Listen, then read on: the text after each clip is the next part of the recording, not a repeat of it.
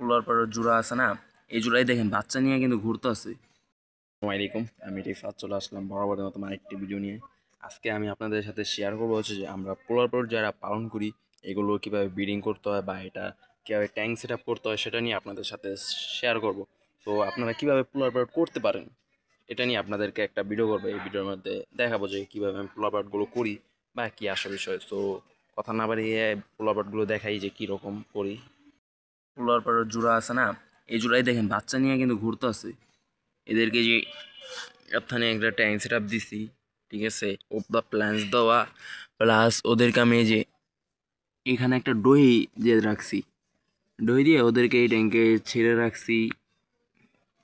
এতে সানলাইটের কারণে দেখা যেত এই যে দইটা, এই দইয়ের ভিতরে যে ওরা ডিম পারে ওইটার মধ্যে বাচ্চাটা। আর এই দেখেন এখনও ওদের সাথে বাচ্চা আছে, যদি দেখাই বাচ্চাগুলো তাহলে বুঝতে পারবেন। এই যে বাচ্চা, এই সাইডে সাইডে বাচ্চাগুলো ঘুরতেছে। আর আমার পোলার জোড়া জোড়া আমি দেখাই। আর ওদের ট্যাঙ্কে একটা অতটা ঘাটাঘাটি করা যায় না। এই যে ফিমেলটা আর এই যে মেলটা দেখতে পারতেছেন পোলার আমার এই জোড়া। এটা আবার কিছুদিনের ভিতরে বাচ্চা কাচ্চা দিয়ে দিব, ঠিক আছে। এই যে দইটা যেটা দিছি এটার মধ্যে ওরা ডিম ডুম পারে। এই যে ডিমের সাইড দিয়ে পায়রাস হয়, বুঝছেন। এরকম একটা দহি ইউজ করতে পারেন বা বাজিগর পাখির যে দহিগুলো আছে ওইটাও ইউজ করতে পারেন, কোনো সমস্যা হইব না। অ্যাকচুয়ালি পরে যে ওদের প্ল্যান্স দিয়ে রাখি আমি, ঠিক আছে। সো এই ভিডিওর ভিতরে আমি একটা জিনিস লাগাই দেবো যে ওরা ওদের ডিম, ঠিক আছে, ডিমের ছবিগুলো লাগাই দেবো যে কী পরিমাণ ডিম পারছে, ভিডিওর ভিতরে দিয়ে দেবো ছবিগুলো, বুঝতে পারছেন। এই হলো কথা।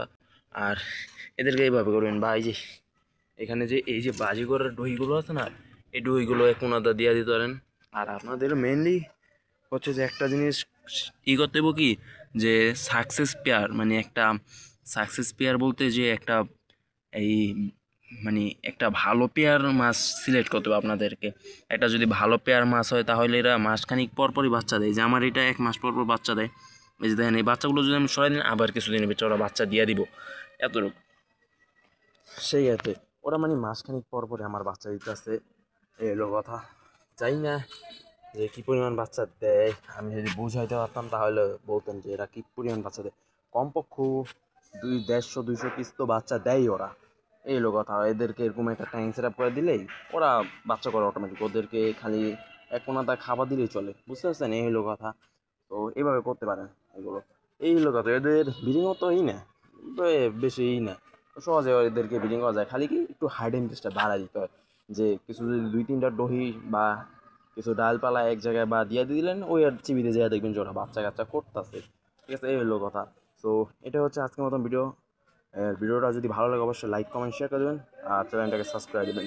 আর নতুন কোনো ভিডিও যদি জানা থাকে যা এই রিলেটেড ভিডিও যদি আপনাদের লাগে সেটা আমাদের জানাবেন, আমি ওই রিলেটেডের ভিডিও করব। কমেন্ট বক্সে জানাবেন যে কী রিলেটেড ভিডিও চান আপনারা, ঠিক আছে। এই হলো ভিডিও। হাত কাটা, আল্লাহ হাফেজ।